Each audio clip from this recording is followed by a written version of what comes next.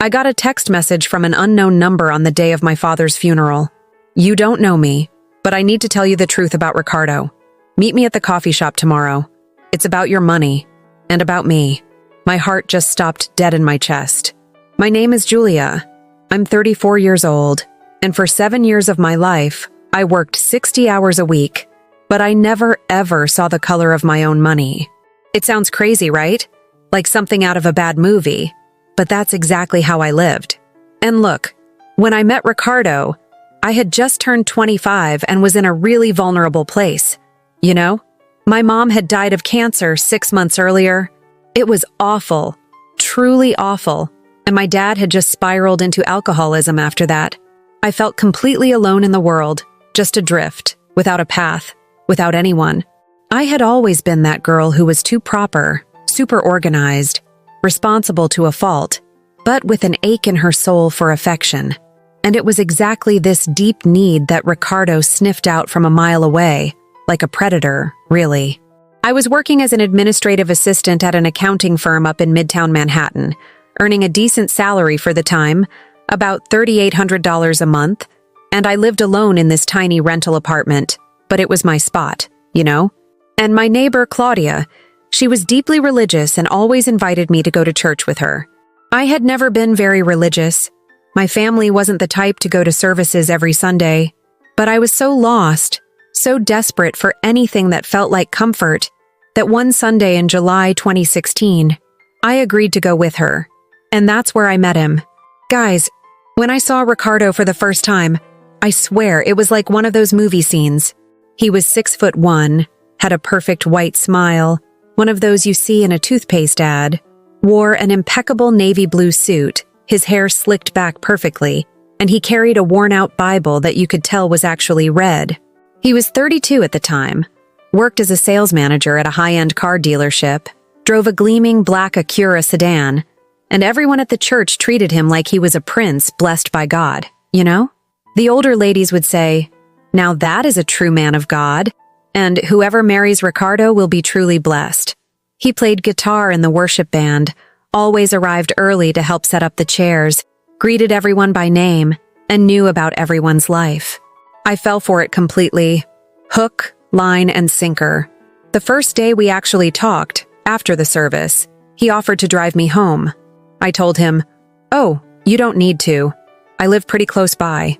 And he answered with that calm, gentle voice I'll never forget. "Julia, a woman as special as you shouldn't be walking alone at night. Please, let me take you. Your mother must be looking down from heaven, wanting someone to take care of you right now." Guys, my heart melted right then and there. I got into his car and started crying, just weeping uncontrollably, and he stayed right beside me, driving slowly, putting his hand on my shoulder, saying that God had a purpose for my pain, that nothing happened by accident. I thought I had found an angel. We started dating 3 months later. He was too perfect, man. He'd pick me up from work every day, take me out to dinner, introduced me to his entire family, a huge, loud, religious family, everyone so close. His mother, Marlene, hugged me on the very first day and said, "Welcome, daughter. You are going to be very happy with my son." I cried with emotion. After 6 months, we were already living together in a bigger 2-bedroom rented apartment in a better neighborhood. And a year later, in August 2017, we got married in a civil ceremony and in the church, with a beautiful reception paid for by his family, complete with catering, a white dress, a 3-tiered cake, everything. I truly thought, I had found my place in the world, but I didn't know yet that hell had just opened its gates. The change was so subtle at first that I didn't even notice, you know? Right after we got married, like a week later, Ricardo suggested I open a joint bank account.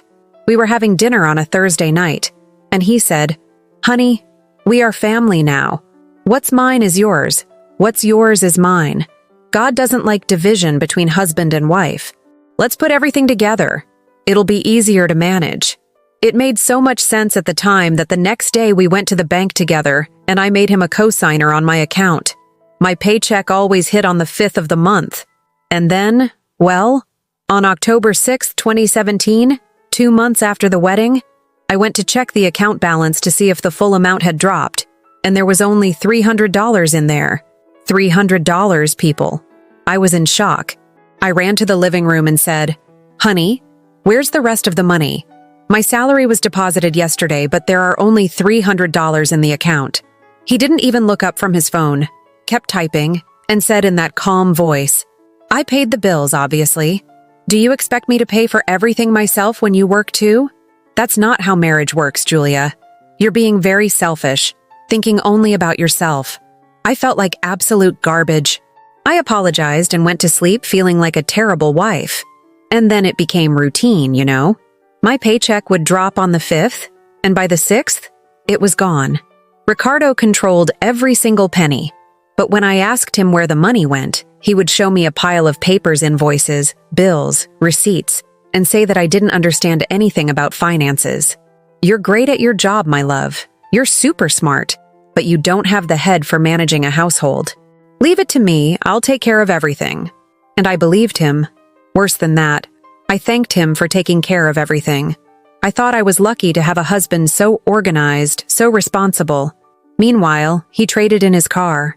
He came home one Saturday afternoon driving a brand new white high-end SUV. Immaculate. Absolutely beautiful. I said, "Honey, what a beautiful car. Where did the money for this come from?" He replied, "It's from work. The company gave it to me as a bonus for hitting my targets." I believed him. I only found out years later that the SUV was financed with my money, under my social security number, without me knowing a thing. He had all my passwords, access to everything. I worked from 8 in the morning until 7 at night, straight, sometimes even later during month-end closings, and I'd come home dead tired. But I couldn't complain, right? Because if I got home after 8, Ricardo would meet me at the front door with that grim face, arms crossed, staring at his watch. "Where were you? Who did you talk to today? Why did it take so long? Traffic wasn't that bad. I checked." The interrogation would start and sometimes last an hour. At first, I thought it was jealousy, you know? That whole, "Oh, he loves me too much. He doesn't want to lose me" thing. My coworker, Fernanda, a really nice girl who worked in HR, tried to warn me once. We had gone out for lunch together, and I rushed into the diner nervous because I was running 5 minutes late. She noticed and asked, "Julia, is everything okay? You seem stressed." So I told her that Ricardo didn't like it when I was late. She looked at me seriously and said, "That's not love, Julia. That's control. A man who loves you doesn't interrogate, doesn't monitor, doesn't punish. Keep an eye on that." I laughed in her face and said, "Oh, Fernanda, you're just jealous because you don't have anyone." Today, I cry with regret when I remember that scene. Fernanda was the only person who was seeing the truth, and I pushed her away. I was so stupid. The months passed, and the noose tightened more and more. Ricardo started choosing the clothes I wore to work. In the morning, while I was getting ready, he would open my closet and say, "Those pants are too tight. They'll draw attention from the men at the office. Put on that long gray skirt I bought you." I obeyed. If I questioned him, he'd put on a disappointed face and say, "I'm just protecting you, Julia. There are a lot of dirty men out there. You don't want me to get jealous, do you? Then respect me." And I would feel guilty and change my clothes. He also controlled my phone. In the middle of the night while I was sleeping, he would take my phone and check my texts, my WhatsApp, my Instagram, my work email, everything. Once I woke up at 3 in the morning, thirsty, went to the kitchen for water, and when I got back to the room, he was sitting on the edge of the bed with my phone in his hand, the bluish light illuminating his face. I was startled and said, "Honey, what are you doing?" He looked at me with that chilling little smile and answered, "Just checking. You have nothing to hide, right? The innocent have nothing to fear." I went back to sleep with my heart pounding, but convincing myself that it was normal, that couples did this. In December 2018, about a year and a half after we got married, I was promoted at work. I became the administrative coordinator, and my salary jumped to $4,800. Guys, I was so happy. I rushed home, wanting to celebrate, even bought a bottle of wine on the way. Ricardo hugged me, kissed me, said he was very proud of me. Now we can finally achieve our dreams, honey. Let's buy a condo, take that trip to Italy you always wanted. I was walking on air, thinking our life was going to get so much better. Then the next month, January 5th, my new salary was deposited. On the 6th, I checked, and there were $300 in the account. $300! Even though I had just gotten a huge raise. I was totally confused and asked, "Ricardo, what happened to the money from my promotion? Where's the rest?" And that's when he exploded for the first time. He screamed. He screamed loudly. "You only think about yourself, Julia. I pay all the bills in this house alone, and you still come and ask me for money? You are ungrateful, a selfish brat. You don't appreciate anything I do for you. You want to know something? Then leave, get out of here, go see if anyone else can stand you." I was paralyzed. Never in my life had I heard him scream like that. I started crying, shaking, and then he slammed the door and left. He only came back late that night. I stayed awake all night, in a panic. When he returned, I begged for his forgiveness. I truly got on my knees. I cried, said I was an idiot, that I would never ask about the money again. He hugged me and said, "I forgive you, but don't do this to me again, Julia. You hurt me when you doubt me." And I promised. But there was one detail I didn't know yet. His mother, Marlene, was his accomplice in everything. She came to our house every Sunday for lunch, and I would cook the meal, serve it, clean everything up, while she and Ricardo talked in the living room.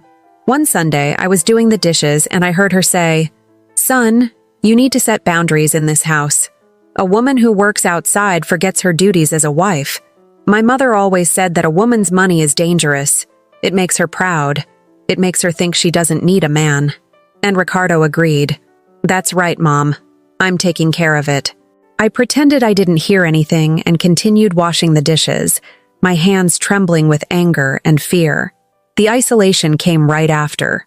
Ricardo started picking fights with everyone in my life.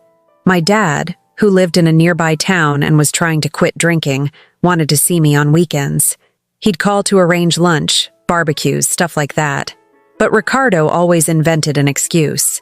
"Your dad is a drunk, Julia. He just wants to use you, drag you down. We're not going to his house anymore." And I obeyed. Over time, I stopped answering my dad's calls.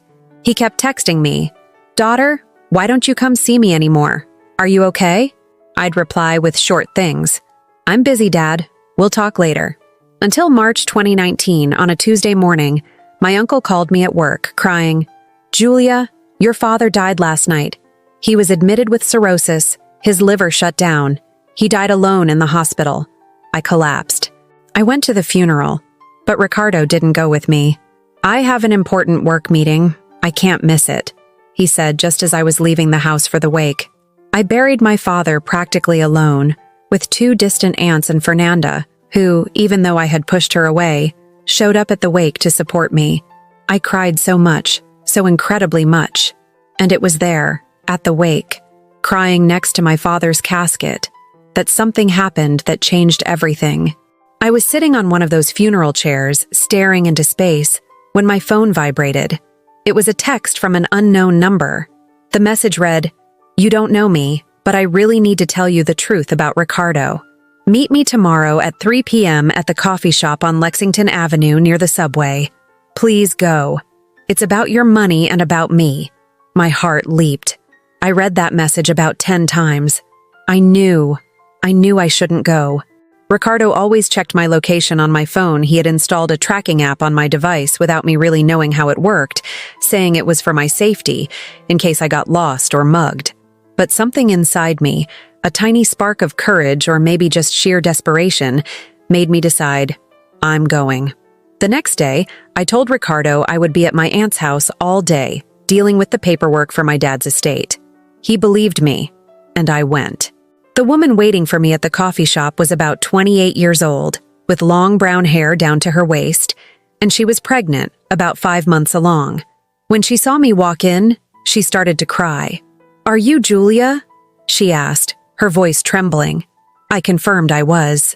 "My name is Camilla. I don't even know how to say this. I've been Ricardo's mistress for 3 years, and this baby is his son. Guys, The floor disappeared beneath my feet. I sat down because my legs gave out. She continued, "I didn't know he was married. He told me he was separated, that you were just like friends living together for convenience because of the lease contract. I believed him. We saw each other twice a week. He slept at my place. Said he loved me. Until 6 months ago, I found out the truth by chance. I saw a picture of you with him at the church on his Instagram, a wedding photo, and he couldn't hide it anymore. I got pregnant a month later. When I told him, he offered me money to have an abortion. I refused. Then he said he would pay me child support if I kept quiet and didn't ruin his life." She opened her purse, took out her phone, and showed me everything. Texts from him declaring his love, photos of the two of them together, and most importantly, bank transfer receipts. He was sending her $2,000 a month, $2,000 from my money. "I can't live this lie anymore," she said, weeping. "I saw your pictures on Instagram, saw you smiling next to him at church, and I just couldn't. You deserve to know who he really is." I left that coffee shop feeling completely numb. I don't even remember how I got home, honestly. I think I drove on autopilot. It was almost 6 in the evening when I walked in. Ricardo was in the living room, lying on the couch watching a game on TV, super relaxed, eating popcorn. I sat down in the armchair across from him, took a deep breath, and spoke with a terrifying calmness I didn't know I possessed. "I know everything, Ricardo. Camila, her baby who is yours, and the money, my money, you send her every month. It's over." I expected him to deny it, to scream, to throw a tantrum. But you know what he did? He laughed, a short, dry, mocking laugh. "And what are you going to do, Julia?" he asked, staring me down. "You have nothing. The apartment here is leased in my name, the car is mine, your account is empty, you don't even have $1,000 saved. You don't have family, your dad died, your mom died, you don't have a sibling, you have no one, you have nowhere to go. So sit down, shut your mouth and keep working like a mule to support us while I decide what to do with my life." At that moment, I felt a hatred so enormous, so strong, that it burned inside me. But I also felt clarity. For the first time in years, I saw who he really was. I couldn't sleep that night. I lay in bed, pretending to be asleep while he snored beside me.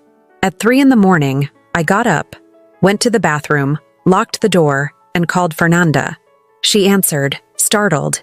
"Hello? Julia? What is it?" I started crying and told her everything. Absolutely everything. Camila pregnant, the diverted money, his threat. Fernanda didn't hesitate. "Grab your documents now, right now, and come to my place. Don't wait for morning, come immediately." But I was scared. I said I would wait for him to leave for work. The next day, while Ricardo was taking a shower, I went to his dresser where he kept the documents and grabbed my driver's license, social security card, voting ID, work permit, birth certificate, marriage certificate, everything. I hid it inside my purse. At 5 in the morning, as if I were going to work like normal, I left the house. But I didn't go to work.